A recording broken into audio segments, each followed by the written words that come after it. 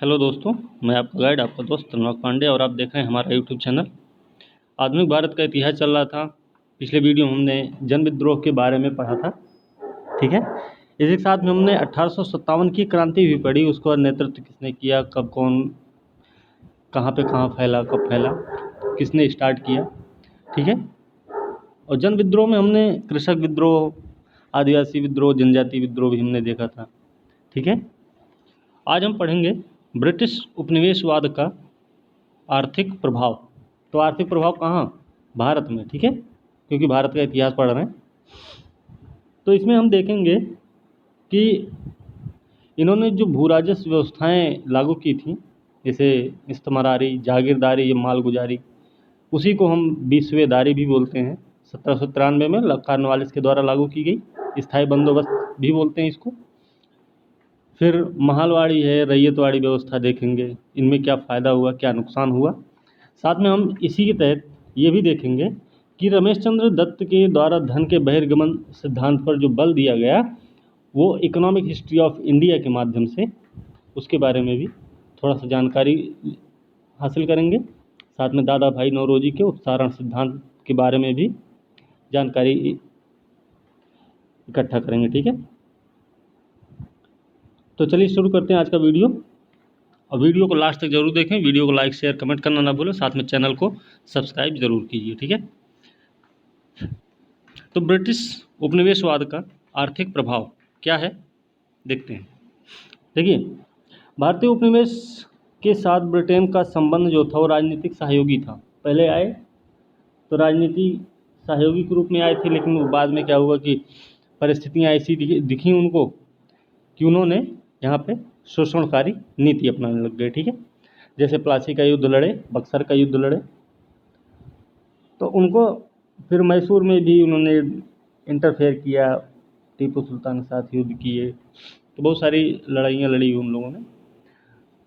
कुल मिला के वो अब शोषणकारी नीति अपनाने लगे। क्यों? क्योंकि उनको अभी पता हो गया कि यहाँ पे कोई केंद्रीय सत्ता नहीं है, ठीक है। तो केंद्रीय सत्ता के अभाव में ऐसा हुआ है। तो चलिए देखते क्या है। देखिए, उपनिवेशवाद का जो आर्थिक प्रभाव रहा है ब्रिटिश का, उसको 3 चरणों में बांटते हैं, ठीक है। 3 चरण उसके कौन कौन से हैं? तो सबसे पहले देखिए, 1757 में होता है कौन सा युद्ध? 1757 में हो रहा है प्लासी का युद्ध, ठीक है। तो प्लासी के युद्ध से लेके 1813 के एक्ट तक, मतलब 1813 तक, ठीक है। तो पहला चरण है ये, 1757 से 1813 तक का टाइम पीरियड है।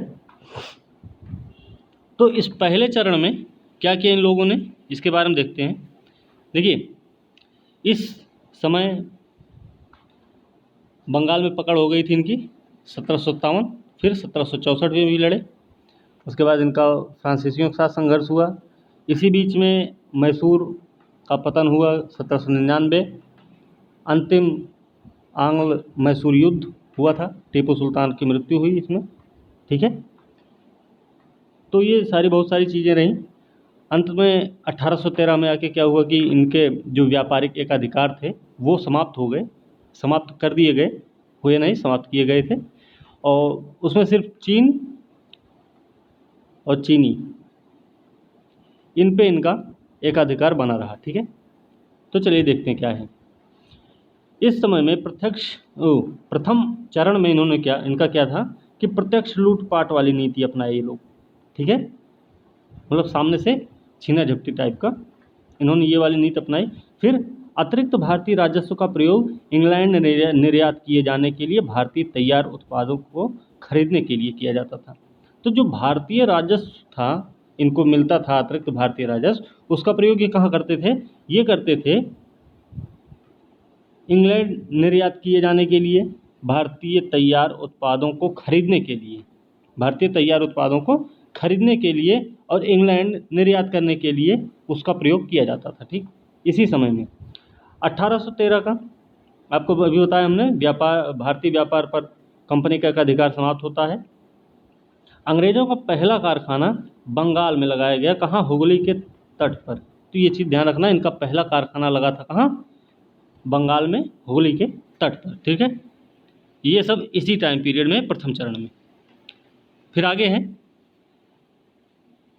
कि भारत से मसाले, रेशम, कपास खरीदते थे, इंग्लैंड में बेचा जाता था, और बहुत बड़ी मात्रा में सोना चांदी का भुगतान भारत में होता था। प्रथम चरण में ये सब हो रहा।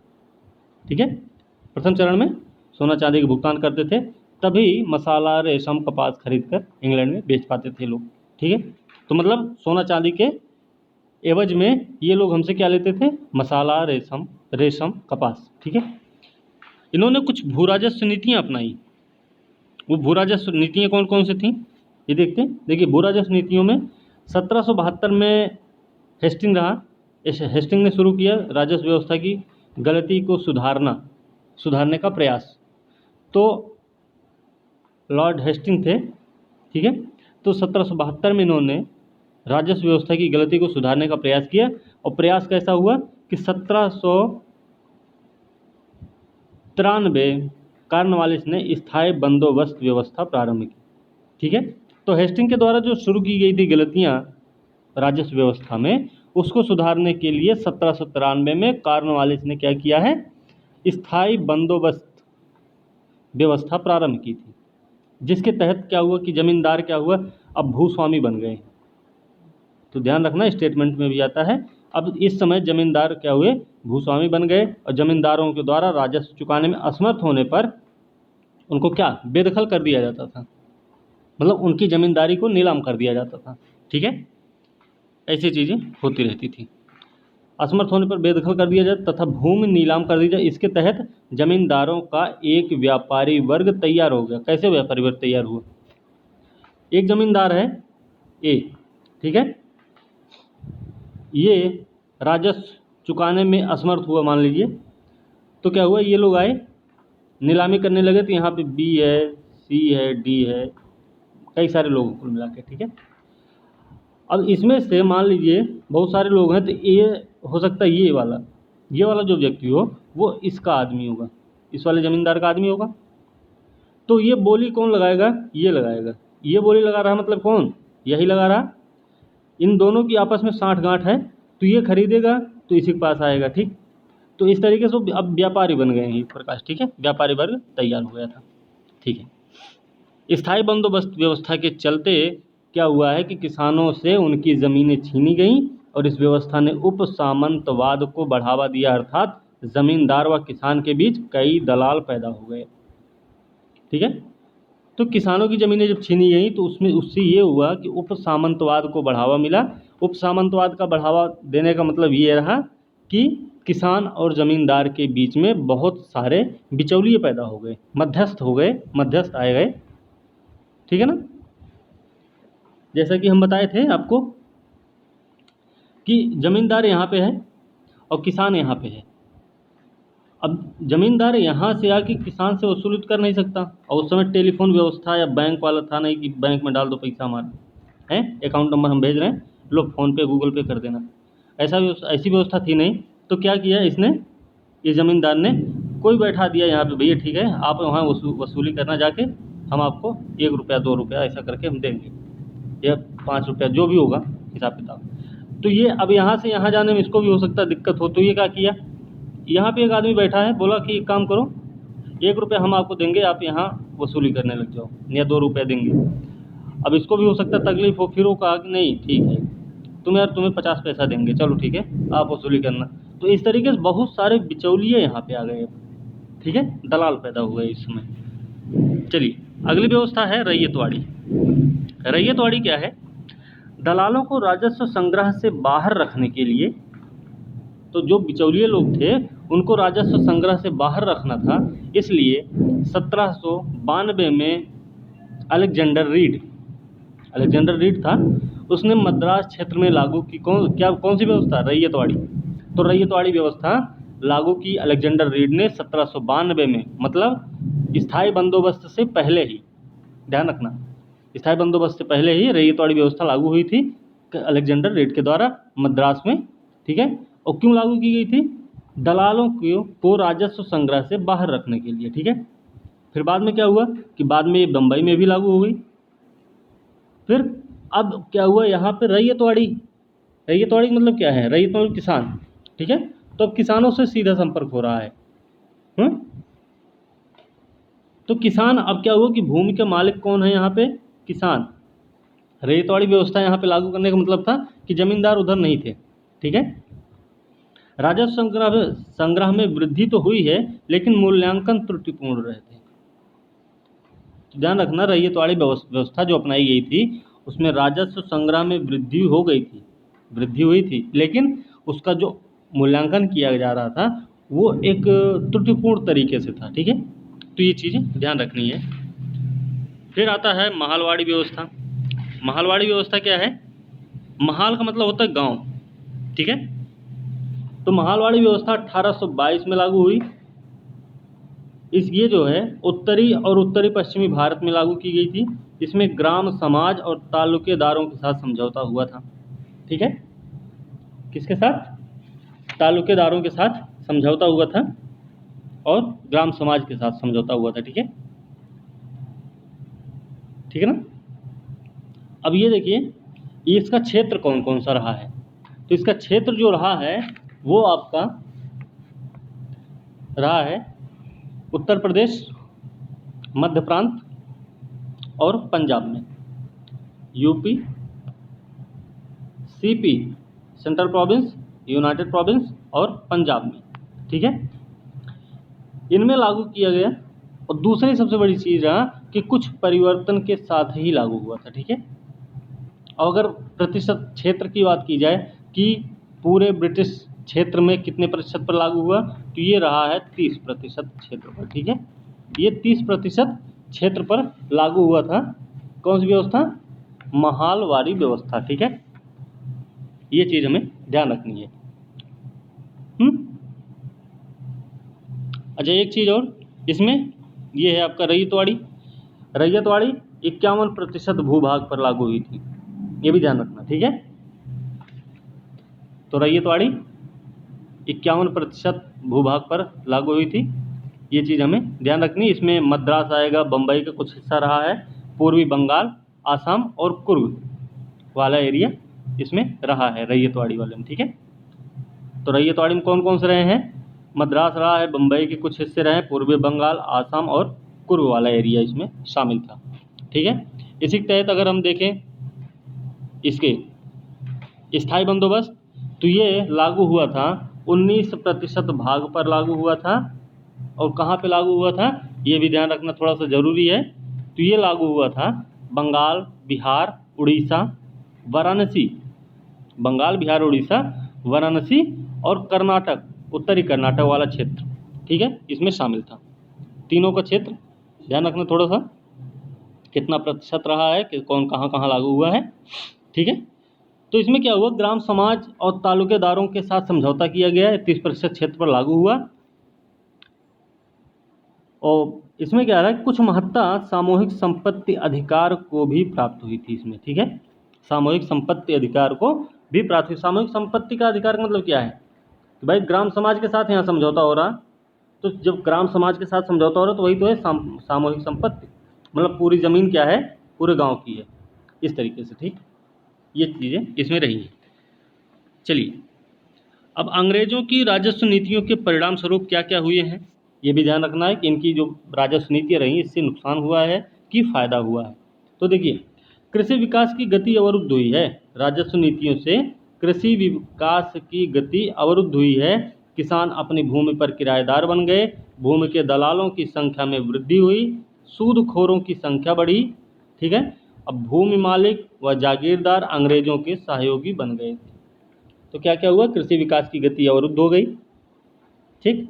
क्यों, क्योंकि लोगों को लगने लगा जैसे जमींदार है, जमींदार को 11 में से 1 भाग मिल रहा था, ठीक है। तो जो 1 भाग उसको मिल रहा था, ज़मीन पर कोई ध्यान नहीं देना, बस खाली वसूली करनी है। किसान भी क्या है, किसानों को पता है कि जो भी पैदा होगा ये सब छीन झपट के ले जाएंगे, तो भी अपना गांव छोड़ने लग गए, गांव छोड़ के भाग जाते थे, ठीक है। तो इससे जमीन कृषि को नुकसान हुआ। दूसरी चीज़, किसान अपनी भूमि पर ही किराएदार बन गए। भाई ज़मींदार है, अब जब ज़मींदार भूमि का मालिक है तो उसके खेत में जो काम करेंगे जो लोग, वो नौकर ही तो होंगे या किराएदार बन जाएंगे कि भाई आप हमें इतना दे दीजिए ज़मीन, हम आपको इतना देंगे 1 साल में, ठीक है, इस तरीके से। और भूमि के दलालों की संख्या में वृद्धि हमने बताया था कि ज़मींदार यहाँ, किसान यहाँ, बीच में बहुत सारे दलाल बैठ गए, सब कुछ पैसे के चक्कर में, ठीक है। तो ये चीज़ें रही। फिर सूदखोरों की संख्या में भी बढ़ोतरी हुई है। अब किसान की सहायता कौन करेगा? किसान किसके पास जाएगा पैसा लेने? तो जो अमीर वर्ग होगा उसी से पैसा लेगा, ठीक है। तो ये चीज़, भूमि मालिक और ज़मींदार अंग्रेज़ों के अब सहयोगी बन गए थे, ठीक है। क्योंकि उनको भी ये पता था कि अगर हम इनके सहयोगी के रूप में नहीं इनका साथ देंगे तो क्या होगा, हमारी ज़मीनें इनसे ये लोग छीन लेंगे और किसी और को दे देंगे। तो इस होड़ के चक्कर में ये लोग इनके सहयोगी के रूप में काम करते थे, ठीक है। चलिए, ब्रिटिश उपनिवेशवाद का दूसरा चरण आता है जो कि 1813 से 1858 तक रहता है। 1858 तक रहता मतलब 1857 की क्रांति के जस्ट बाद, ठीक है। तो इसमें क्या क्या हुआ कि मुक्त व्यापार की नीति अपनाई गई, ठीक है। दूसरी चीज़, कंपनी के आय पर नियंत्रण करने के लिए ब्रिटिश संसद ने कंपनी अधिकारियों को व्यक्तिगत रूप से निशाना बनाया। अब यहाँ तो ठीक है जो भी हो रहा था, ऐसा नहीं कि यहाँ सब कुछ बहुत ख़राब हो रहा था तो इंग्लैंड में बहुत अच्छा हो रहा था। इंग्लैंड में भी बहुत ख़राब स्थिति थी।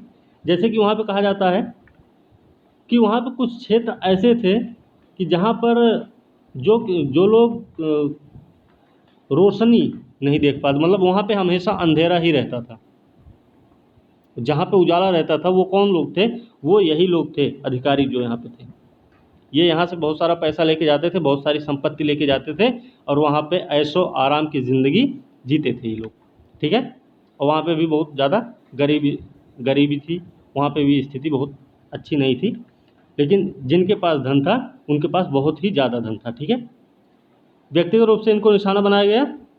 भारत में कंपनी का एकाधिकार समाप्त हो गया था 1813 में ही। भारतीय बाजारों को ब्रिटिश सामान के लिए खोल दिया गया। अब सब लोग आओ, 1813 में बोल दिया गया कंपनी का एकाधिकार समाप्त, कुछ चीज़ों पे आपका एकाधिकार रहेगा, लेकिन अब बाकी सब लोग आएंगे यहाँ पे और क्या करेंगे, अपना व्यापार करेंगे, ठीक है। तो भारतीय बाजारों को ब्रिटिश सामान के लिए खोल दिया गया। ध्यान इसमें ये रखना कि दूसरे चरण में क्या क्या हुआ है, ठीक है। भारतीय वस्तुओं पर ब्रिटेन में सीमा शुल्क ऊंची दर पर लागू किए गए। भारतीय वस्तुओं पर सीमा शुल्क ऊंची दर पर लागू किए गए थे, ठीक है। अब ऊंची दर पर लागू करने का मतलब था कि भारतीय जो सामान है वो अब ब्रिटेन के मार्केट में जाएगा नहीं, और ब्रिटेन के जो सामान का शुल्क है वो तो बिल्कुल पूरी तरह ख़त्म था, समाप्त था, ज़ीरो था। तो वो लोग अपना सामान खुल के धड़ल्ले से लाते थे मार्केट में, कहाँ, भारतीय बाज़ार में, ठीक है। उसके अलावा क्या रहा कि भारतीय क्षेत्र कच्चे माल के स्रोत बन गए। दूसरे चरण की बात है, पूंजीवादी अर्थव्यवस्था का उदय हुआ, हमने बताया, ठीक है। भारत के अनुकूल व्यापार हितों को अब पलट दिया गया, ठीक है। भारत के अनुकूल जो होता था, मतलब पहले व्यापार होता था, व्यापार हित होता था, वो अब क्या हुआ, इनके अनुकूल नहीं प्रतिकूल हो गया है, ठीक। दूसरी चीज़, भारत में कृषि के व्यवसायीकरण की जटिल प्रक्रिया, औद्योगिकरण की प्रक्रिया द्वारा विशुद्ध औपनिवेशिक अर्थव्यवस्था की नींव डाली गई इसी समय, ठीक है। द्वितीय चरण की बात है ये। तो व्यवसायीकरण की जटिल प्रक्रिया, अब जैसे नील की खेती उगाना, कपास उगाना, तो ये सब क्या है, ये सब भारत में ही उगाया जाए, चाय की खेती, ये सब भारत में उगाए जाते थे और इसी में अग्रिम राशि दी जाती थी लोगों को खेती करने के लिए, ठीक है। जैसे हमारे यहाँ शासक लोग तकाबी ऋण देते थे कृषि की स्थिति सुधारने के लिए, किसानों को खेती करने के लिए, तो वैसे ये लोग अग्रिम राशि देते थे, ठीक है। तो यहाँ पे व्यवसायीकरण वाली प्रक्रिया अपनाई गई। चाय, कॉफ़ी, ये आपका कहवा है, कपास है, नील की खेती करने के लिए, ठीक है। तो इसी में क्या होता है, फिर विद्रोह भी बहुत सारे होते हैं। चलिए, फिर 1859-60 का नील विद्रोह आपको पता होगा हुआ था, तो ये इसी का एक परिणाम था। असम में चाय का उत्पादन किया जाने लग गया, ठीक है। अब आता है तीसरा चरण, ब्रिटिश उपनिवेशवाद का तीसरा चरण क्या है? ये तीसरा चरण क्या था? देखिए तीसरा चरण में क्या क्या हुआ है। भारत ब्रिटिश राज सिंहासन के अधीन आ गया 1858, ठीक है। अब ये 1858 के बाद की घटना चल रही है इसमें, ठीक है ना। क्यों? क्योंकि आपको पता है कि 1857 की क्रांति के बाद पूरी तरह से अब भारत में क्या वायसराय बन रहा है। वायसराय कौन है? प्रत्यक्ष प्रतिनिधि है किसका? महारानी विक्टोरिया का। और एक भारत सचिव का पद भी गठित किया गया, मतलब स्थापित किया गया था, ठीक है। तो अब 1858 में क्या हुआ कि राज सिंहासन के अधीन हो गया भारत। आर्थिक साम्राज्यवाद का काल रहा ये मुख्य रूप से, और विश्व बाजार में प्रतिद्वंदिता बढ़ी है। इसके अलावा भारत के उद्योग जो थे वो दम तोड़ने लग गए थे, ठीक है। तो ये चीज़ें रही हैं उपनिवेशवाद के पहले, दूसरे और तीसरे चरण में। तो इनको ध्यान रखना कि पहले चरण में क्या हुआ, दूसरे में क्या हुआ, तीसरे में क्या क्या हुआ है, ठीक है ना। चलिए अगला पॉइंट है सामाजिक धार्मिक सुधार, ठीक है। अब ये चलिए आगे भी देखते हैं। और देखिए सामाजिक धार्मिक सुधार की बात करें अगर भारत में ही उसी समय हुआ है, तो 19वीं शताब्दी की सबसे प्रमुख विशेषता रही है सामाजिक धार्मिक सुधार। ध्यान रखना 19वीं शताब्दी की सबसे प्रमुख विशेषता क्या रही है? सामाजिक धार्मिक सुधार। और सुधार के कारण भारत के अतीत से ही खोजे गए थे। जो सुधार हुआ है वो ऐसा नहीं कि वो तुरंत तत्काल की चीज़ों को लागू करने के लिए थी। उन्होंने भारतीय इतिहास जो भारत का अतीत रहा है उसी से इन लोगों ने क्या की, सीख ली थी, ठीक है। इसमें एक चीज़ और देख लेते हैं। देखिए उपनिवेशवाद का आर्थिक प्रभाव तो है। अच्छा ये चीज़ें हमें पता कैसे चलती थी? पता कैसे चली कि इस तरीके से अब आर्थिक शोषण हो रहा है। तो आर्थिक शोषण को जानने के लिए हमारे यहाँ कुछ लोगों ने अपने सिद्धांत बताए। कौन सा सिद्धांत बताए? कि अंग्रेज लोग भारत का आर्थिक शोषण कैसे कर रहे हैं।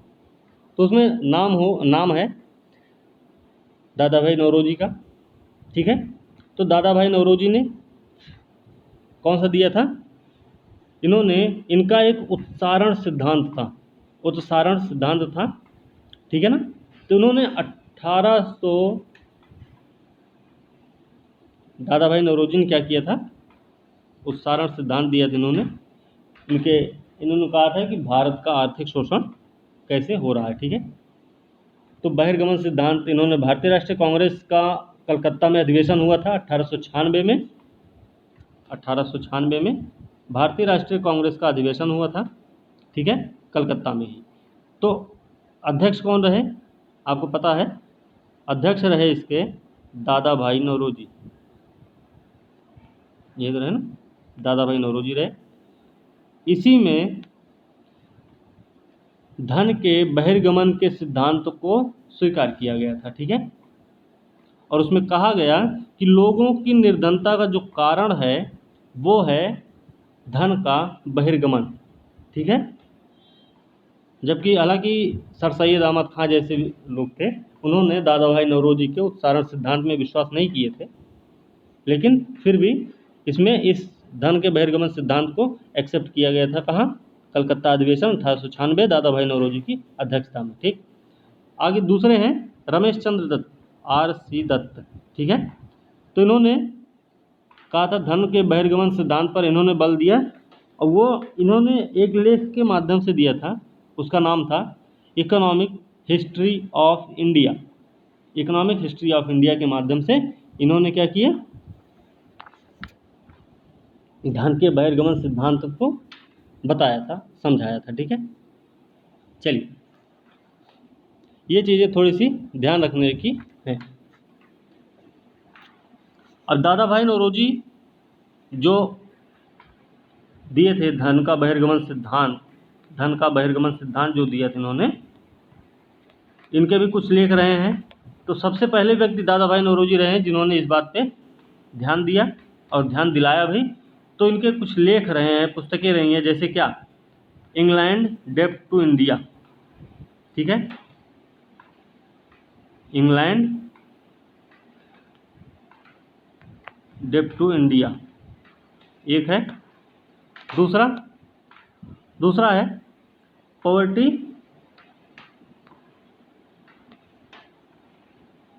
And un British rule in India. ठीक है, और भी है इनके, the wants and means of India. ठीक है, the wants and means of India. इससे और भी है, इंग्लैंड डेप्ट to India, poverty and British rule in India, the wants and means of India. और आज और एक था कि on the commerce of India के माध्यम, ऑन द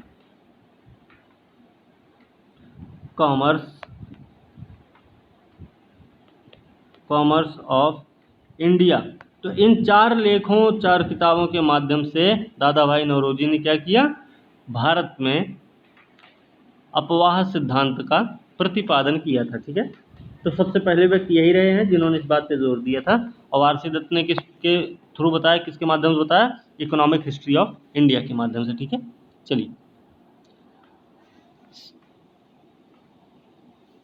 सामाजिक धार्मिक सुधार की बात करते हैं। तो सामाजिक धार्मिक सुधार जो है 19वीं शताब्दी की सबसे प्रमुख विशेषता रही है। ठीक है, सामाजिक धार्मिक सुधार 19वीं शताब्दी की सबसे प्रमुख विशेषता रही है। इसमें जो सुधार के कारण अपनाए गए थे वो भारत के अतीत से ही लिए गए थे। ठीक है, ध्यान रखना। तो इसकी शुरुआत कहाँ से होती है, बंगाल से।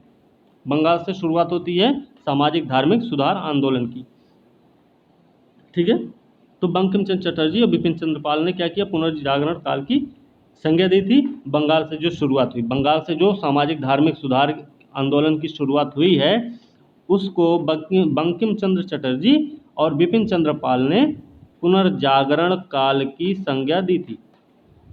ठीक है, ध्यान रखना इसका। चलिए, ब्रह्म समाज की स्थापना हुई राजा राम मोहन राय के द्वारा 1828 में। राजा राम मोहन राय ने किया था, और यही पुराना है। पहले था ये आत्मीय सभा बनी थी, आत्मीय सभा बनाई गई थी 1814 में। ठीक है, सामाजिक राजनीतिक मुद्दों पर बहस प्रारंभ करने के लिए आत्मीय सभा का गठन किया गया 1814 में, जिसको बाद में बड़ा रूप दिया गया, नाम रखा गया उसका ब्रह्म समाज। ठीक है, तो ब्रह्म समाज जो है आत्मीय सभा का बड़ा रूप है। ठीक है, ध्यान रखना इसका। अब राजा राम मोहन राय के बारे में भी जानना जरूरी। तो जनसाधारण के बीच में राजनीतिक मुद्दों पर बहस की शुरुआत करने का श्रेय इनको दिया जाता है, आधुनिक भारत के पितामह कहे जाते हैं। ठीक है, दूसरी चीज़, आत्मीय सभा की जो स्थापना हुई 1814 में, इसमें क्या हुआ, बहस प्रारंभ हुई और ये बृहद रूप आरंभ ब्रह्म समाज का रहा, जो कि 1828 में बना है। ठीक है, इन्होंने ही ये सब किया है। फिर सती प्रथा का अंत हुआ 1829 में विलियम बेंटिक के सहयोग से। विलियम बेंटिक के सहयोग से सती प्रथा का अंत हुआ 1829 में। आधुनिक शिक्षा के हिमायती रहे ये, एकेश्वरवादी थे, मूर्ति पूजा के विरोधी, उपनिषदों को सच्चे हिंदूवाद का आधार माना। उपनिषद जो है, हमारे उपनिषद दर्शन पर आधारित किताबें हैं। ठीक है, ठीक है ना। तो उपनिषद जो है सच्चे हिंदूवाद का आधार माना इन्होंने, और साथ में मृत्यु के बाद ब्रह्म समाज का विघटन हुआ। ठीक है, इनके मतलब जब राजा राम मोहन राय की मृत्यु हुई तो ब्रह्म समाज का विघटन हो गया, और ब्रह्म समाज का विस्तार देवेंद्रनाथ टैगोर ने किया था 1842 में। तो देवेंद्रनाथ टैगोर ने 1842 में ब्रह्म समाज का विस्तार किया। नाम क्या है, देखिए, ब्रह्मोप्रण की रचना की इन्होंने, आदि ब्रह्म समाज की स्थापना की। ब्रह्मोप्रण की रचना की है इन्होंने, किसने, देवेंद्रनाथ टैगोर ने, और आदि ब्रह्म समाज की स्थापना 1866 में की थी। ठीक है, ध्यान रखना इसका। चलिए, हाँ, चलिए आगे है केशव चंद्र सेन। सामाजिक धार्मिक सुधार देख रहे हैं तो उसके साथ में जानना जरूरी है इन सब के बारे में। तो केशव चंद्र सेन ब्रह्म समाज में 1858 में शामिल हुए थे। 1858 में केशव चंद्र ब्रह्म समाज में शामिल हुए थे। ठीक है, मतलब आदि ब्रह्म समाज की स्थापना से पहले। ठीक है, ब्रह्म समाज को उत्तर प्रदेश, पंजाब, मद्रास, बम्बई में इन्होंने विस्तारित किया। किसने? केशव चंद्र सेन ने। तो उत्तर प्रदेश, पंजाब, मद्रास, बम्बई में प्रसारित करने का काम ब्रह्म समाज को प्रसारित करने का काम किसने किया? केशव चंद्र सेन ने। तो इन्होंने जाति व्यवस्था पर हमला बोला। ठीक। दूसरी चीज, विधवा विवाह पुनर्विवाह को प्रोत्साहित किया। विधवा पुनर्विवाह को प्रोत्साहित किया ब्रह्म समाज की, और सुधारवादी रूप दिए। मतलब ब्रह्म समाज को और ज़्यादा सुधारवादी रूप दिया इन्होंने। 1866 में 1866 में क्या हुआ कि ब्रह्म समाज ऑफ इंडिया की स्थापना की। मतलब भारतीय ब्रह्म समाज। ठीक है, एक आदि ब्रह्म समाज हुआ और एक हुआ भारतीय ब्रह्म समाज। ठीक है, तो धर्म के सार्वभौमिकरण पर इन्होंने जोर दिया था। ठीक, ये चीज़ें ध्यान रखनी है।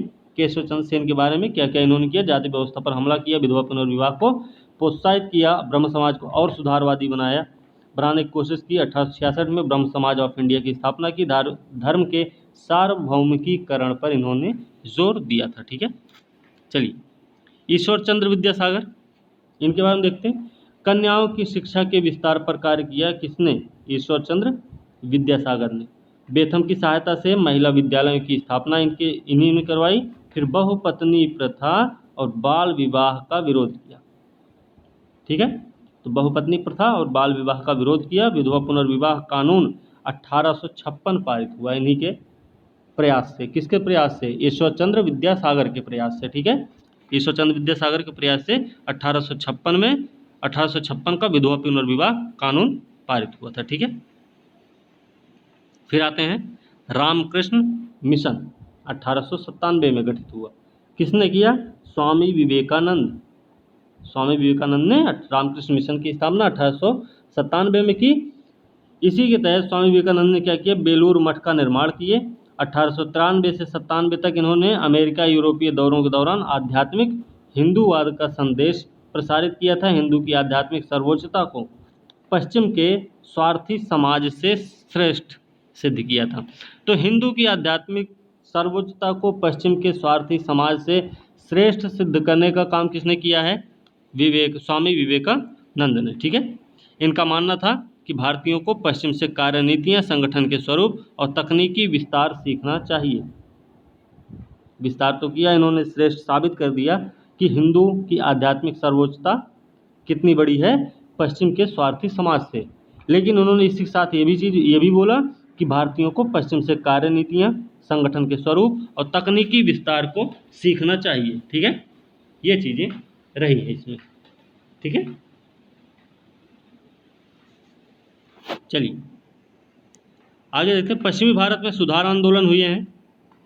तो पश्चिमी भारत में जो सुधार आंदोलन हुए इसमें क्या है, कौन कौन है शामिल? देखिए, केटी तेलंग है, वी.एन. मांडलिक, केटी तेलंग, वी.एन. मांडलिक, आर.जी. भंडारकर, करसोन दास जी मुलजी, ठीक है, और दबोदा पांडुरंग।